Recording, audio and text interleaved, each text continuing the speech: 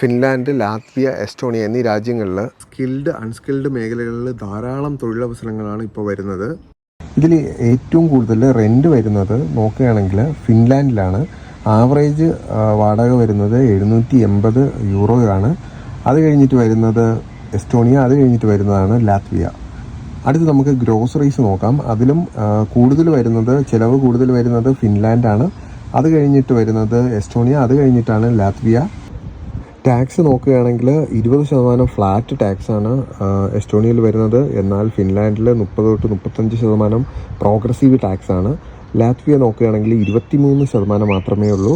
ഇനി നമുക്ക് average salary നോക്കാം. അത് നോക്കുകയാണെങ്കിൽ ഏറ്റവും കൂടുതൽ വരുന്നത് ഫിൻലാൻഡാണ്, 3000 യൂറോയാണ്.